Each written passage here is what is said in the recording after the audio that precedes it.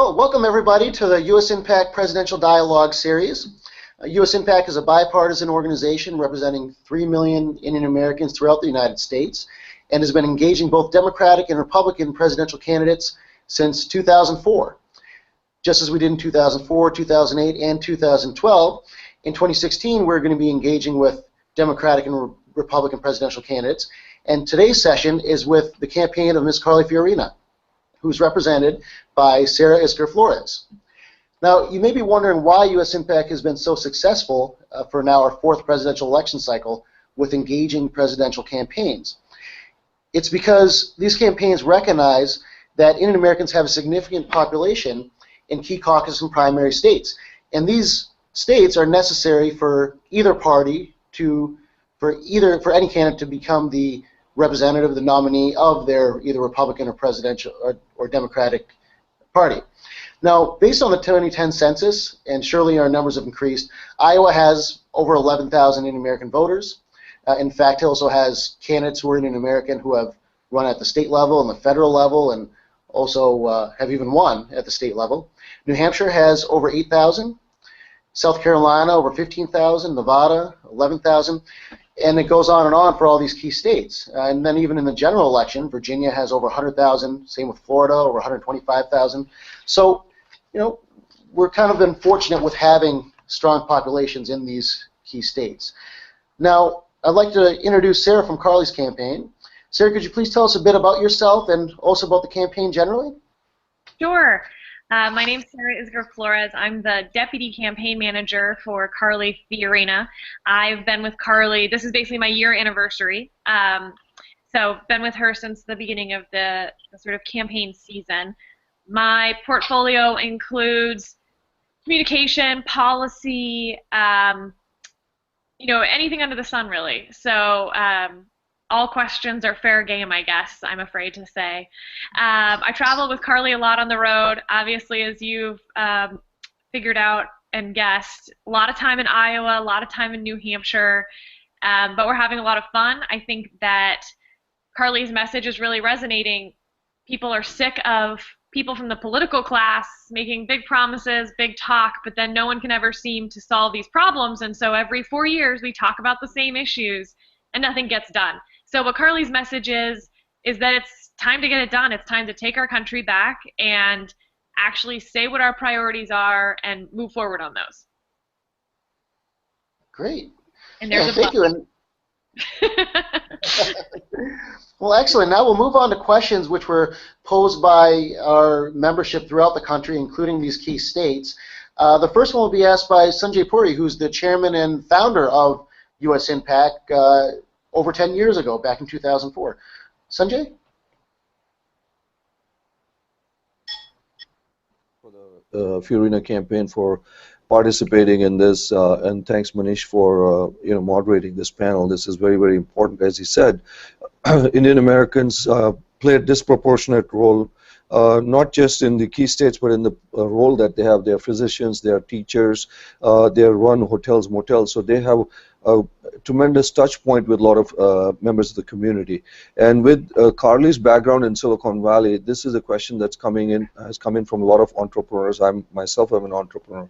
A lot of Indian Americans are entrepreneurs. The estimates are maybe about 15% or so of Silicon Valley startups are owned by Indian American or started by them. Can you discuss how a Fiorina presidency would impact entrepreneurs, especially, people always talk about small business being the backbone of this country. Every 4 years we hear this in the presidential campaign, but maybe you can talk about her background, from coming from the bottom up. How is it going to impact small business and entrepreneurship, Sarah? Absolutely. I think that question sort of summarizes the most important conversation we're having as a country right now and in this primary, which is this economy hasn't really been working for anyone except the big, the powerful, the wealthy, while everyone else, entrepreneurs of every shade, whether you're starting a business or just have an idea, are intimidated or crushed by what's going on. So, to back up a little, Carly started as a secretary in a 9-person real estate firm, and from there she then moved to AT&T, where she started as sort of a low-rung salesperson, and she worked her way up to be the CEO of Hewlett-Packard. And what she'll tell you is that what Hewlett-Packard, it was a $90 billion company. They could hire the lobbyists, the accountants, the lawyers to battle with Washington, to battle the regulations or the tax code or anything else that got in their way. They did, and they succeeded. But the 9-person real estate firm couldn't. They don't have accountants and lawyers and lobbyists. And so what ends up happening is that these entrepreneurs and these new businesses actually create 2/3 of the jobs in this country. But what we're doing is making it harder for them and easier for the Hewlett-Packards of the world or any large corporation who can afford to deal with all of the complexity. Basically, complexity favors those already in business, and simplicity favors those who are trying to disrupt whatever group they're trying to break into. And so I think what Carly would say is there's a lot of things we have to do. One is tackle the large regulations, the large regulatory schemes that are hurting every industry. Obamacare is one example. I hope we'll get to healthcare later. But setting aside even those, something so profound, which is the tax code. We have a 73,000-page tax code. Well, if it's 73,000 pages and you're thinking of starting your business, and with high corporate tax rates and thousands of pages, how can you possibly understand what's going on? And if you can't understand it, it can't possibly be fair. So what Carly has said is that she wants to lower that 73,000 pages to about 3 pages. And that means closing every loophole and lowering every rate, including the corporate rate as well. So I'm sure we'll get into more of that in other questions. But the punchline is the big, the powerful, and the wealthy are favored by complexity. So if it's not simple, it's not fair to everyone. And so she would simplify a lot of these regulatory schemes and, most importantly, the tax code. Great. Thank you. And actually, so you mentioned healthcare and questions about that. Let's move on to a healthcare question from Dolly Kapoor, who's actually on the board of directors for a Chamber of Commerce, an Indian American Chamber of Commerce that's in Nevada. Oh, great. Hi, Sarah. Thanks for giving us the opportunity to get more details on what Fiorina campaign is thinking in future. And my question is just about what you mentioned, healthcare. So as we know that about 10% of the physicians are Indian Americans in US. And Nevada actually holds a lot of population of physicians. And when I meet them and when we discuss with them, they want to know what would Fiorina campaign do for the healthcare industry, especially when, with respect to medical malpractices, when most of the physicians actually favor cap on medical malpractices liability. So how could you give us some details on what the plan is of the Fiorina campaign in terms of healthcare? Sure. Great question, obviously, and love coming to Nevada as often as we do, especially right now when it's really cold everywhere. So I hope you're keeping it warm, because I'm going to be there in about 2 weeks. Yes. Let us know if you need any help. We'll be there to help you out. Oh, thank you. I'm from Texas originally, so really just warmth is what I need. I don't do well in cold temperatures. So New Hampshire and Iowa, right? But to your question, so tort reform in general and medical malpractice reform specifically are hugely important. And I know that a lot of states are tackling this. I mentioned I'm from Texas. Texas has done a lot of work tackling this at the state level. Not only is Carly supportive of that, there are things that the federal government can do to try to rein in tort reform, or rather frivolous lawsuits through tort reform as well, and she is hugely supportive of that. And there's a variety of things that you can do. But on the healthcare industry specifically, and with Obamacare, it's worth diving in some other areas. Let me start with Obamacare. Carly is in favor of repealing Obamacare and moving to something that we've never actually tried in the healthcare industry, which is competition across states. Healthcare in this country, and the insurance companies in particular, have always been in a highly regulated oligopoly, for lack of a better word, where you've never really been able to shop for insurance nationwide. They've never really had to compete for your business. So Representative Price has a plan like this. Governor Walker had a plan for this as well. The point being that we don't lack for good ideas of how to replace Obamacare at this point. We lack for the political will to get it done. She is a breast cancer survivor herself, so there are some things that we absolutely need to bear in mind. Pre-existing conditions. Carly is basically a walking, talking pre-existing condition to any insurance company. And there's ways that we can deal with that as well. We can, before Obamacare, it was working well until Obamacare kind of came in and flushed it all out. Basically what you had with Obamacare was a good idea. Access for health care, no pre-existing conditions. Everyone agrees with these goals. But the way they did it, with more regulation and less competition, did exactly what you'd suspect. A bunch of consolidation of insurance companies, pharmaceutical companies, hospitals are closing down, and what that does is actually reduce access and increase cost. So by repealing Obamacare, we fix a lot of those problems. However, second to that is transparency. You don't know whether the hospital down the street has a higher success rate. You don't know what your actual procedure costs ahead of time. You can't shop for those things. So one of the few regulations that Carly has been a proponent of is more transparency from hospitals and administrators in terms of what things cost and what the success rates are at that hospital. And, I know this doesn't sound like it's related to medical malpractice, and in some sense it isn't, but what we've found in other areas is the more transparency you have and the more consumers have information, that helps the entire industry. And it lowers that unforeseen where they're surprised at the end about an outcome. So I think you do tackle tort reform at the federal level. You support states that are doing important work. So many of these are state issues. You repeal Obamacare, and you create more transparency for individuals so that competitiveness can increase access and drive prices down at the most local level, which is, what hospital do I go to right now? Well, thanks, Sarah. That's very helpful and quite thorough, so we really appreciate that. I think our next question is from Sanjay, and we've had 2 questions on domestic issues, and now I think we're going to move on to some foreign policy questions. Sanjay? Yeah, thanks, Manish. Sarah, once we reached out to the community in terms of doing this dialogue with Carly, a lot of the concerns that have been coming in on the issue of terrorism. And so this question really talks about the role of India. As you know, India is close to a lot of our members. India has the 2nd largest population of Muslims in the world after Indonesia.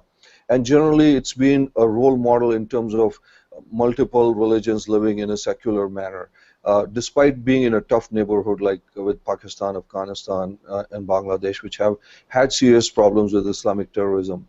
What are the thoughts of the campaign on the role of India and U.S.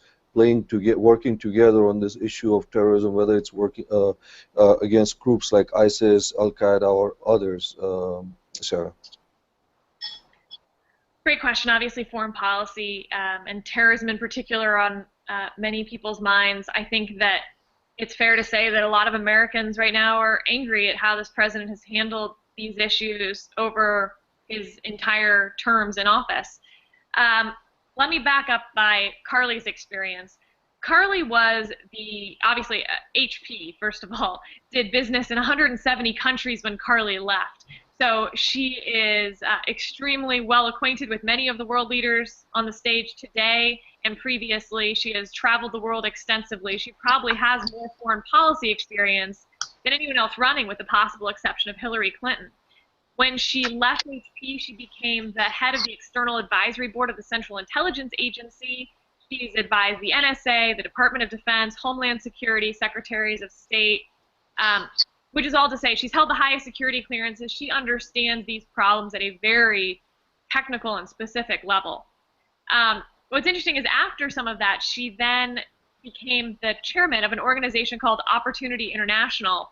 And so in January of this year, so 12 months ago, she actually was in India for a week, which is a little unusual for a budding presidential candidate. It was before she announced.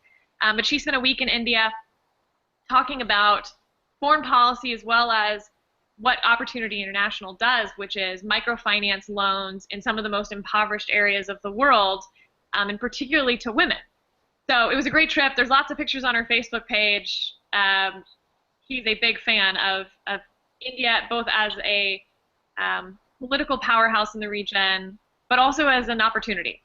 So to answer your question very specifically, he believes that our allies, America's allies, must know that America's friendship means something. We all need to tackle ISIS together. We all have a stake in that.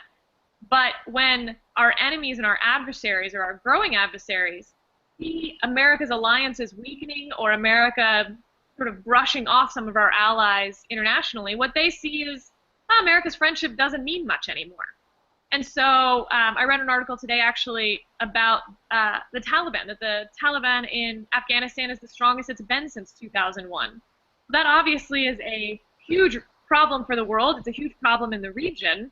And that is up to allies of the US, allies of India, to come together, decide what needs to be done, and take action. When it comes to ISIS, many of the allies in the region also want to defeat ISIS. They've asked for specific things, bombs, materiel. They have every interest in defeating this as well. It is a cancer in that area. But the U.S. instead has sat by saying that ISIS is a JV team, that we don't have a strategy. It has shown weakness from this president, and it has removed America from the leadership business worldwide. So the first thing to do is put America back in a position of leadership in the world, reassure our allies, and tell our adversaries that their time is up.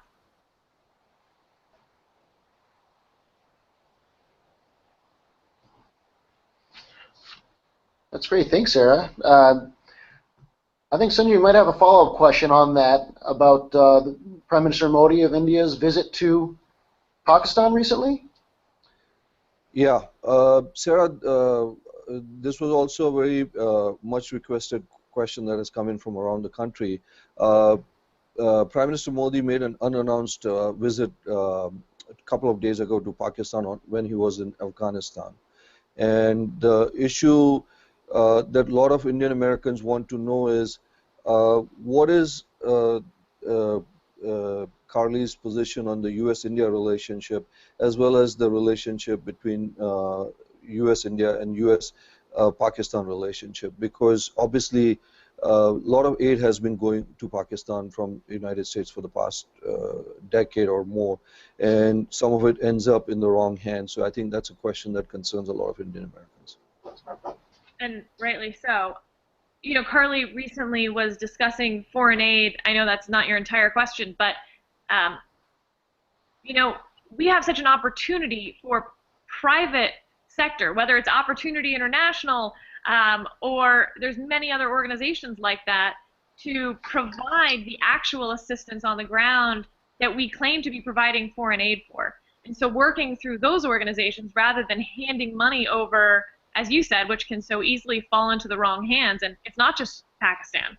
I mean, my goodness, look at Africa as well as a continent. And so many of those countries that we try to give aid to falls into the wrong hands. There are better ways to do that through the private sector and through public-private partnerships. So to answer that specific part of your question, Carly has also given a speech on America's relationship with China in the region, which affects, I think, a much broader scope than simply their most immediate neighbors. But obviously it brings in Russia, it brings in India, and China has an interest in Pakistan as well. And so, again, the key is building those alliances. India is one of America's strongest allies, and having those discussions in terms of being a leader, and America being a leader both in the region and in the world, and asking, what do you need? What would actually be helpful? Not simply retreating back and allowing some of these regional powers, whether it's China or the Taliban in Afghanistan, to take hold, and then we end up with an ISIS problem all over again. Thanks, Sarah. And we're going to turn from sort of international foreign policy issues to international economic policies that affect the United States and India. So this is actually a question from a leading financial and pharmaceutical executive by the name of Mac Jadekar. He was wondering, what are your thoughts on promoting pharmaceutical innovation in research and development within the United States so that, among other benefits, pharmaceutical companies may stay away from taking advantage of tax inversions by shifting company headquarters to foreign countries that might have a more favorable corporate tax structure than the United States? Well, this is true in so many industries where the tax code favors one over another, favors a current power over a disrupting entry into that industry. Inversions are obviously a very specific issue, but it goes to the whole problem, which is a 73,000-page tax code. So when you move that down to a 3-page tax code, when you shut down every loophole and every subsidy or favoritism or anything else, you solve so much of this problem. When everyone is treated fairly across the board, you shut down so many of the, well, if you build in this, then you have to build in this, and then we want this, and we want this, and that's where you get into the lobbyists and the accountants and the lawyers in order to make that work. And inevitably, despite best intentions, that will always favor the big, the powerful, and the well-connected, because they can actually hire the lobbyists to do it. So the answer is simplicity. Move down to a 3-page tax code, and that includes the corporate tax code as well. And when you shut down those loopholes, it levels the playing field for everyone entering, and it also levels the playing field for those companies who are used to getting subsidies, special benefits, and privileges from a 73,000-page tax code that they've built into it. Okay. Well, thank you. Now we're going to turn to a new issue that we want to discuss, immigration. And we'll turn to Vic Chauhan, who's actually in Virginia, which in the general election will be very critical. I think wherever Virginia went in the last few is Vic, are you there? Yes, hi Manish. Hi Sarah, thanks for your time. Hi. So we're going to talk about immigration. We know this was in a back burner until the Donald put it back front and center. So we'd like to know what is Fiorina's policies regarding immigration, regarding the 11 million refugees, the wall, and Indian Americans are a large immigrant community, and they're also rightly concerned about it. Sure. Well, a few things. One, with all due respect to the Donald, of course, immigration isn't a new topic for us. Every 4 years we talk about immigration, and it just never seems to change. For 25 years we've talked about how the border's insecure, but no one's actually done anything to secure it. So first, Carly would secure the borders. Second, she would drastically change the legal immigration system to make that a simple and fair system for those trying to enter the country. We don't need 16 visa programs. That makes no sense, and it makes it very difficult for those trying to get in. You look at the HB1 visa program, which is supposed to help high-skilled workers, and then we see that companies are abusing that system. One bill that's out there, it would actually require that if you want to have high-skilled workers, they need to have the degree to go with it, and you have to pay them commensurate with that degree, which would prevent abuse of that system. But imagine if we just fixed the entire legal immigration system so that we didn't have 16 programs, each with their own special set of rules. And last, to your point about those who are here illegally, this is Carly's view. It's certainly mine as well. And I think a lot of people whose parents or grandparents immigrated here or who immigrated here themselves, which is, if your first act in coming to this country was breaking our laws, then you can't become a citizen. We believe, Carly believes, that maybe you can earn some sort of legal status to work down the way. Deporting 11 million people is impractical in a lot of respects, but you can't be a citizen. There are too many people who waited in line, too many people who did make their way through that legal immigration system to abide by our laws. So if you came here illegally, you don't get citizenship. That we can't reward that kind of behavior. But none of that can happen until we actually secure the border and prevent the problem from simply reoccurring down the road. Great. No, thanks, Sarah. That's really helpful. And our next question actually comes in from New Hampshire. It's regarding education. And this member of USINPAC asked, Indian Americans place a strong emphasis on education, and sort of the immigrant community that came to the country came with an education, most of them, and really instilled that upon the next generation, which I think that's where I can say from my perspective, that's where I saw a lot of parents being involved in the political sector, where they'd be attending parent-teacher conferences or attending, meeting with teachers, getting involved in school board elections, things of that sort. So, this next question is just that we place a strong emphasis on education, and could you discuss how a Fiorina presidency would affect issues with respect to education? Absolutely, and I apologize for moving around. I just wanted to make very, very sure that I was not going to lose power. Oh, no problem. No problem. And actually, I'll give you a little bit more detail, as you said. I can tell you from, I grew up in New Hampshire, and our community, the way it's increased is that I would say our graduating high school class maybe had about 10 out of 600 that are Indian American. Now it's probably upwards of 100 out of 600. And you go to any parent-teacher conference or any school board meeting, and it's just filled with Indian Americans there. So that's something at a very grassroots level in your states, these early primary states, that people are really focusing on that issue. Well, I think that is, let's divide this up into primary education and higher education, starting with higher education, which is a door for so many immigrant communities, for their children and for the next generation to get the American dream, that next job, whatever that may mean.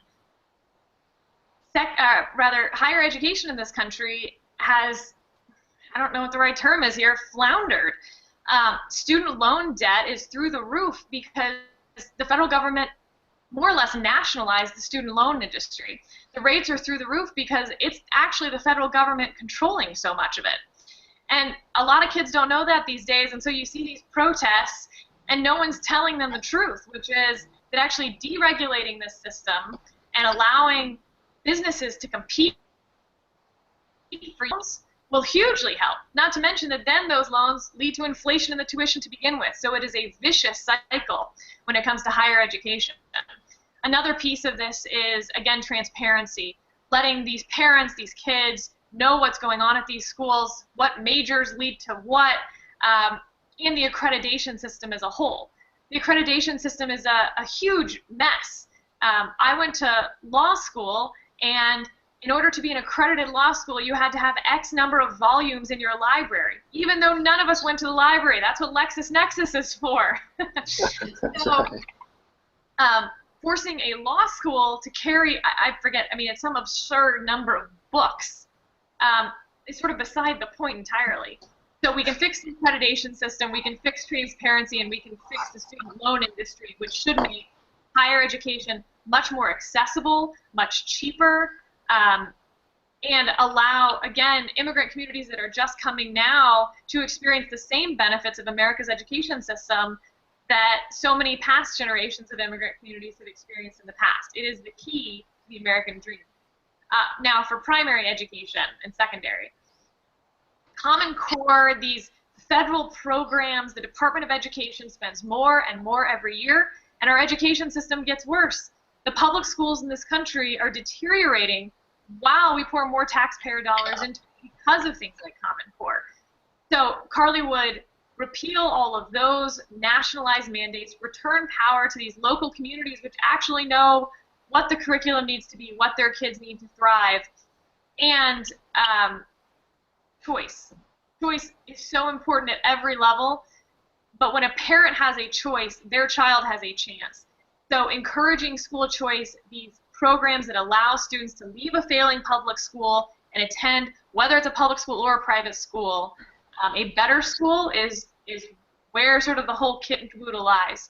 So hugely important, getting rid of those federal mandates, lessening the power of the federal government in local education, and encouraging school choice in communities and at the state level as well.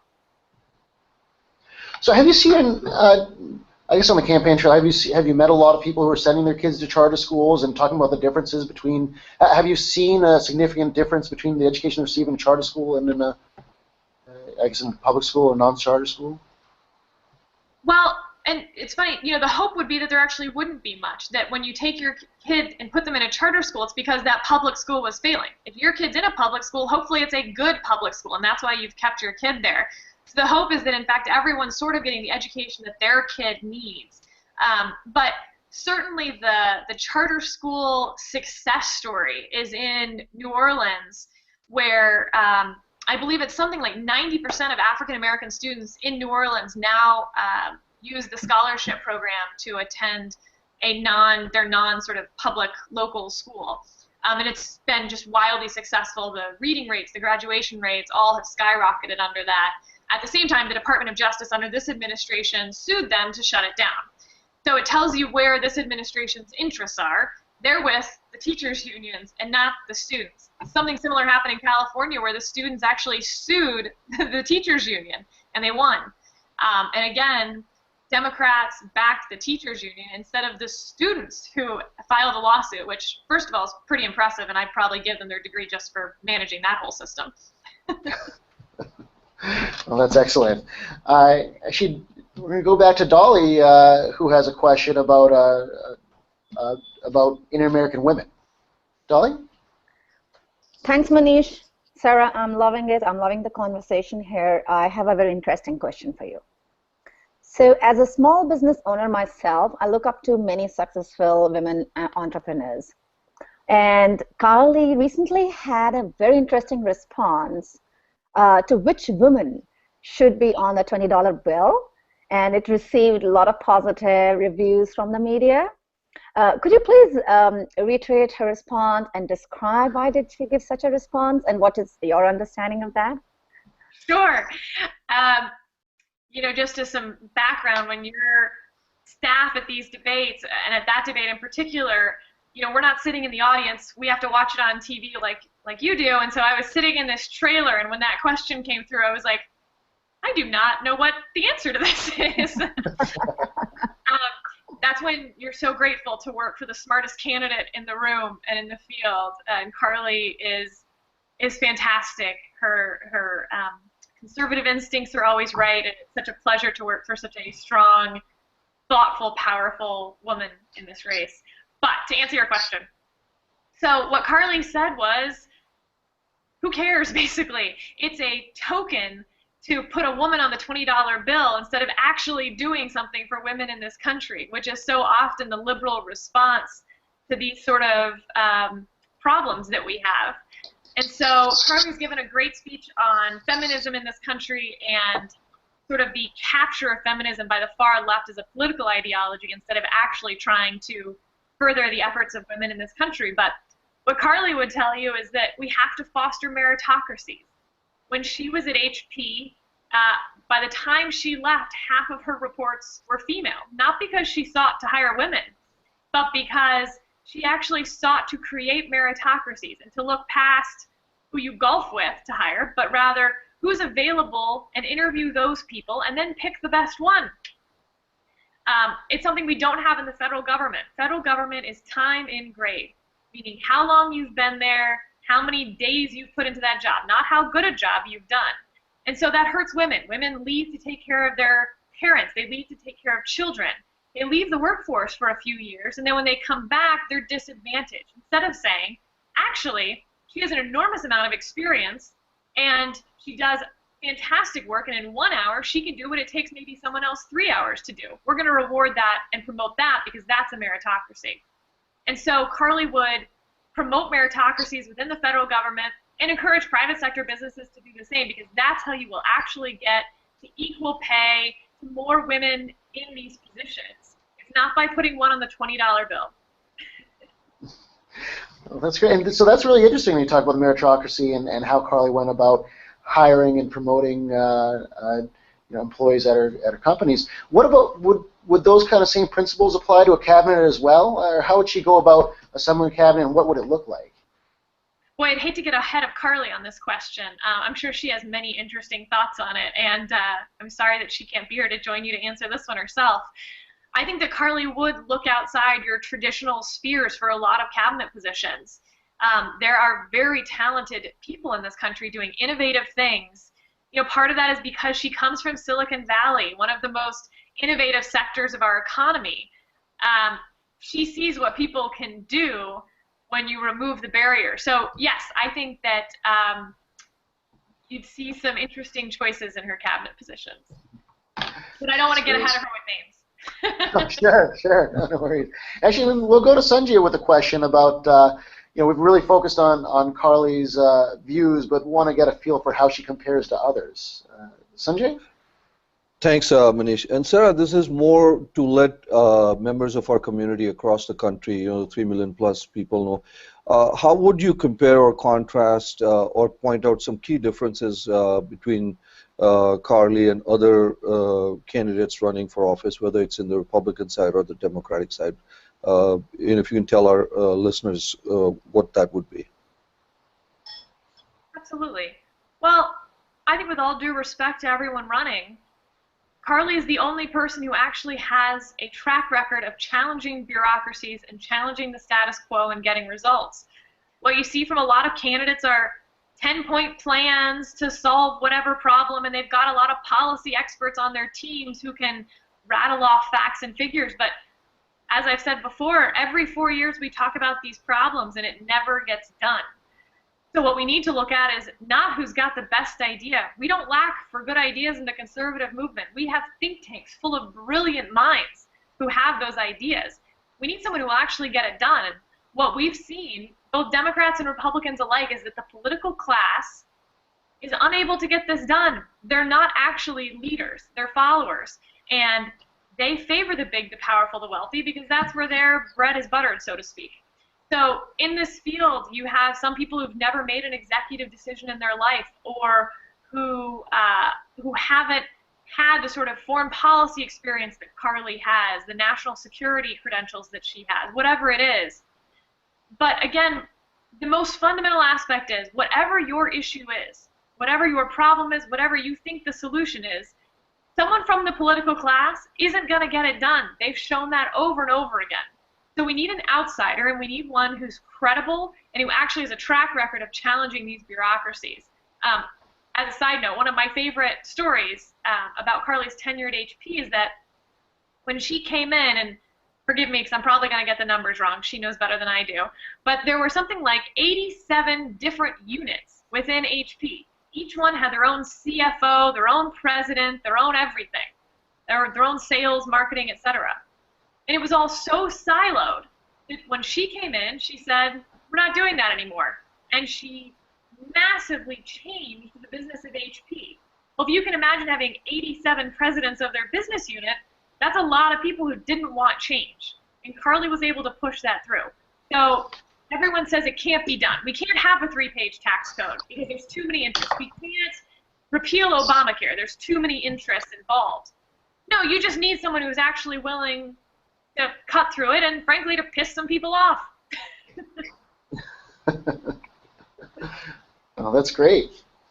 Yeah, I know. I guess we'll sort of end up on the last couple of questions, but you mentioned earlier about past engagements you had with India, where Carly visited the country. Could you either delve more into that or any other past engagements that she's had with India or Indian Americans? Sure. I was mentioning a trip that she took in January of this year to India with Opportunity International. She was the chairman of that organization, and what Opportunity International does is provide microfinance loans predominantly to women in impoverished communities, because what Opportunity International has found is that when you provide that micro loan, whether it's $100, $150, it can make all the difference. Because when a woman is able to start a business, that migrates through her entire community. She's able to provide for her children, who are then able to help with the business. And it actually is the most effective way to move people out of poverty. And so something that I find very good about Carly is when you're having a meeting of your board for this organization, it's very easy to have that meeting in a posh location. You know, they could have had it in Washington, D.C. or New York for that matter. And instead they went to India to have the meeting because they wanted to meet their clients. They wanted to talk to some of these women to see how they can be serving them better and what these loans do. Carly is sort of a get your hands in the problem, get dirty type of person when it comes to problem solving. And I think it's what makes her so effective. So she also, that being said, just happens to love the country and came back kind of raving about her trip. So I think it was 8 or 10 days in January, which for staff were like, you have to be in New Hampshire. And she was like, no, I have to go to India, actually. That's great. Well, I think I have maybe one final one, unless anyone else has any questions. And you know, maybe you do as part of your parting message to the Indian community right now, if you could give one, and also within that, let us know, let the Indian American community know how they can get more information on the Carly campaign and each specific issue that they might have, and also if they want to get involved in volunteering your campaign or otherwise supporting your campaign, the best ways to do that. Absolutely, and thank you for sponsoring this and for all of the questions, which were interesting and thoughtful and fun. Carly's website is carlyforpresident.com. If you put in carlyforpresident.com/answers, we have what I think is a fairly cool feature where you can type in a question and look up a video of Carly answering the question. So if I haven't been able to answer your question, or if you just want to hear Carly answer it better than I can, which is every question, you can go to that site and type it in. You'll also be able to see her blueprint. She's listed out her 6 priorities for taking back our country, which if you attend any of her events, you'll see in the background. And obviously you can donate money on the site as well, which we really see this primary as a process of elimination before it's a process of selection. So it's important that we can go the long haul. We have a campaign built for that. We are lean, mean, and with a great ground game in many of these states. And if you do want any more information, my email is just Sarah with an H. The H is super important. Sarah@carlyfiorina.com. And feel free to email me any questions you have. I'm on Facebook and Twitter and all that stuff too, so I'm highly available. Excellent. I think we'll turn to Sanjay now, to the chairman and founder of USINPAC, to give a closing statement on from our end. Thanks, Manish, and thanks to all the listeners and the viewers from around the country, the Indian American community. And thanks, Sarah, and thanks to Carly for doing this, because this becomes important, because when you see the debates and the interviews, those are 30-second sound bites. You really don't get specific into issues. And sometimes there are issues that are relatively maybe more specific to a specific group or a community, like you talked about Carly's work with microfinance and women, and that, believe me, is going to be something that a lot of people in our community are going to be interested in. You talked about maybe a strategic relationship in ISIS and things of that nature, which we really don't get to understand or listen in the multiple debates or other things that have been held. So we do this across the board with many candidates, and this is a chance for the Indian American community, which is really energized, as Manish said, in early states, etc. A lot of young people who want to volunteer. I think Sarah has given her contact information, and also in our community, people who want to support Carly, they can go online and contribute to her campaign. And again, Sarah, thanks for taking time. I know you've got a very busy schedule with the primaries, the caucuses coming up, and thanks for our entire team for putting this thing together. Again, good luck with the campaign. Thanks, Vijay. Thank you. Thanks. I think with that we are closed. Thanks, Sarah. So I think we're offline now. Yes. So.